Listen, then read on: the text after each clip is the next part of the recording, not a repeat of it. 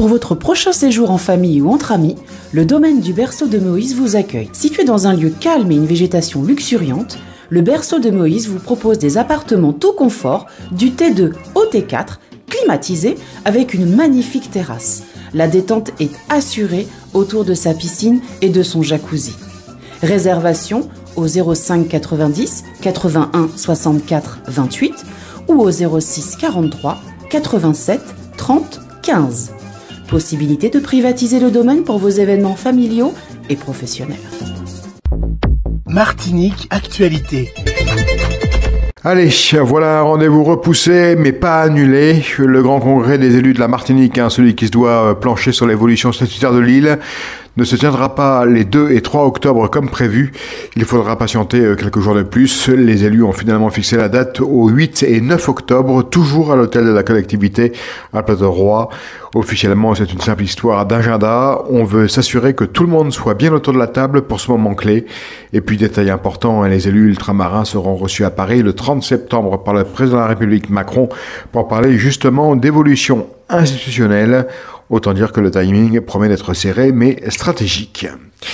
Hier soir, au Tersainville, à Fort-de-France, un jeune homme de 18 ans a été pris pour cible par 2 individus cagoulés sur un scooter.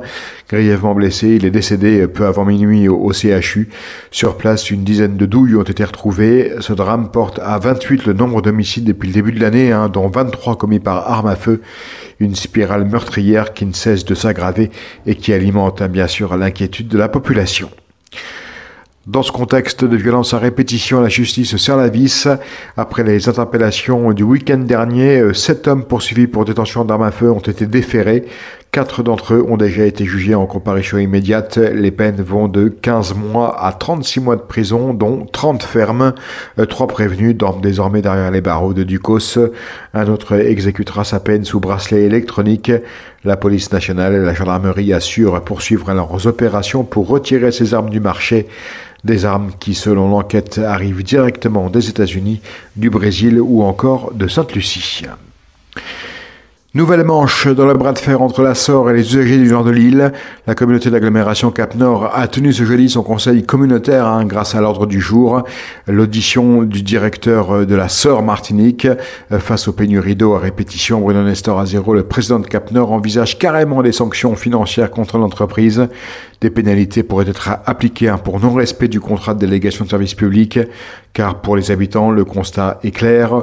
Trop souvent, rien ne coule au robinet. Le conflit social à l'origine de ces coupures reste lui toujours dans l'impasse, malgré plusieurs tentatives de médiation. Cap-Nord garde une priorité, que l'eau revienne en qualité et en quantité dans le quotidien des usagers. Le procès en appel de Sandros-Caquin, l'ancien président du SMTVD, a été reporté au 13 novembre. Initialement prévu ce jeudi 25 septembre à la Cour d'appel de Fort-de-France, l'audience n'a pas pu se tenir car l'avocat de la défense était dans l'incapacité de plaider. Rappelons que Sandros-Caquin avait été condamné en janvier 2024 à 8 mois de prison avec sursis, 5 000 € d'amende et 2 ans d'inéligibilité pour escroquerie et prise illégale d'intérêt. La Cour devra désormais examiner la responsabilité des prévenus et les demandes de réparation du SMTVD dans une affaire qui soulève des questions de transparence dans la gestion des fonds publics.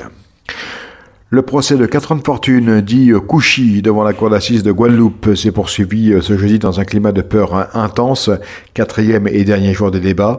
Plusieurs témoins ont exprimé leur inquiétude. L'un a demandé une protection, tandis que Samantha Brooks, témoin clé, a refusé de comparaître, terrorisée. La présidente a donc lu ses anciennes dépositions en remontant jusqu'à 2015 pour que le jury connaisse son témoignage. Les plaidoiries des parties civiles ont ensuite souligné le climat de terreur qui régnait à Saint-Martin à l'époque et demandé justice pour Jomo Ménard et Gilbert Iman, tués dans des conditions particulièrement violentes.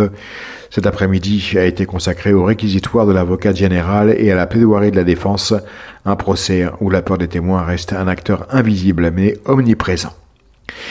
Coup de tonnerre dans la vie politique française. L'ancien président Nicolas Sarkozy a été condamné ce jeudi par le tribunal de Paris à 5 ans de prison avec mandat de dépôt différé dans l'affaire du financement libyen de sa campagne de 2007. Il sera convoqué par le parquet financier le 13 octobre pour connaître sa date d'incarcération. Sarkozy conteste cette décision et a annoncé son appel. Son avocat estime que cette condamnation repose sur des doutes et dénonce une injustice, tandis que le parquet financier fera également appel. Cette décision suscite de vives réactions dans le paysage politique. Certains à droite apportent leur soutien à l'ancien président, tandis que d'autres à gauche observent avec ironie. Le débat sur l'exécution provisoire d'une peine avant épuisement des voies de recours est désormais relancé. Une étude de la Banque de France révèle que les territoires ultramarins pourraient développer largement leur commerce extérieur et ainsi contribuer à lutter contre la vie chère. Actuellement, la Martinique et la Guadeloupe exportent plus de 80% de leurs produits vers la France et importent environ 60% de leurs biens depuis l'Hexagone, au détriment d'une intégration régionale plus dynamique. Selon l'étude, ces DROM pourraient multiplier leur exportation agroalimentaire vers les États-Unis par 3 ou 4 et accroître leur importation depuis leurs voisins régionaux, comme le Brésil pour la Guyane ou l'Afrique pour la Réunion. L'auteur souligne que mieux intégrer les Outre-mer à leur environnement régional, diversifier leurs partenaires commerciaux et alléger les barrières non tarifaires permettrait de renforcer l'économie locale et d'atténuer la vie chère.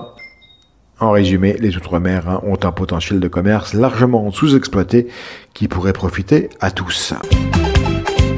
Au News Radio à site outremernews.fr. On radio avec Info Guadeloupe, Martinique, Guyane, Réunion, Mayotte et surtout musique pour tout le monde.